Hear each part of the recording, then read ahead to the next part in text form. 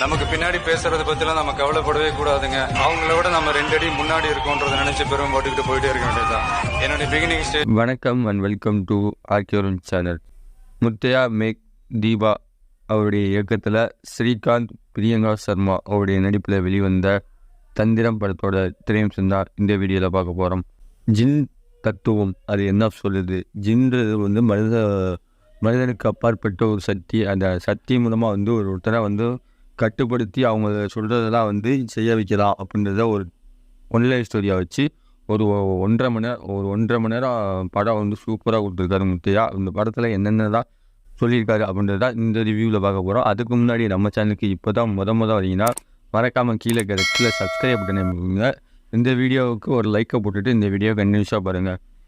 இந்த படத்தை பார்க்குறதுக்கு மெயினான ரீசனே இன்ஸ்டாவில் நிறையா பேர் ப்ரொமோட் பண்ணியிருந்தாங்க. இந்த படம் கிளைமேக்ஸ்லாம் கூஸ்பம் சீன்ஸு அப்படி ஊன்னு. அதனால தான் இந்த படத்தை இப்போ தமிழ் டப்பில் வந்திருக்கு. அதனால் இந்த படத்தை பார்த்தேன். சிவாசியில் ஒரு பட்டாசு கம்பெனி வச்சுருக்காரு அப்பா. அவருடைய அப்பாவுக்கு அப்புறம் அவங்க மனைவி விட்டுட்டு ஓடி போகிறாங்க. அதனால் மகனுக்கு பெண்கள் மீது தீராத எதிர்ப்பு வருது, தீராத வெறுப்பு வருது. இந்த மாதிரி இருக்கிற ஒரு மனநிலை இருக்கிற ஹீரோக்கு ஒரு கல்யாணம் பண்ணிக்கிறாங்க. கல்யாணம் பண்ணதுக்கு அப்புறம் மனைவியை சிறிது காலம் ஒதுக்கியே வைக்கிறாங்க. தனிமையில் இருக்கவங்கள ஜின் பேசும் அப்படின்ற மாதிரி ஒரு தத்துவம் முன்னாடியே டைட்டில் கார்டில் போடும்போதே சொல்லிடுவாங்க. தனிமையாக இருக்கும்போதோ இல்லை நீங்கள் அமைதியாக இருக்கும்போதோ உங்களை ஜின் பேசும். அது உங்களுடைய பேச ட்ரை பண்ணும், உங்களுடைய உடல் வைத்துக்குள்ளே ட்ரை பண்ணும் அப்படின்ற ஒரு சின்ன ஸ்பார்க்கை வச்சு ஸ்டோரி அங்கே இந்த விதத்தில் ஹீரோ தனிமையை விரும்புவார், தனிமையிலே இருப்பார். அப்போ ஜின் பேசும்.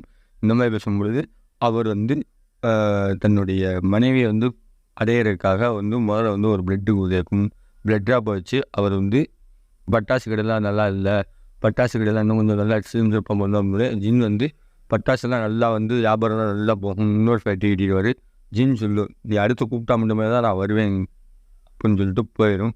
அடுத்து 2வது தடவை கூப்பிடுவார். 2வது தடவை எதுக்காக கூப்பிட்றாரு, என்ன ரீசனுக்காக கூப்பிட்றாரு, 2வது தடவை ஜின் எதை கேட்குது அப்படின்றத ஒரு சூப்பரான ஸ்டோரியை வச்சு 1.5 மணி நேரம் படம் சூப்பராக தெரியுவாங்க.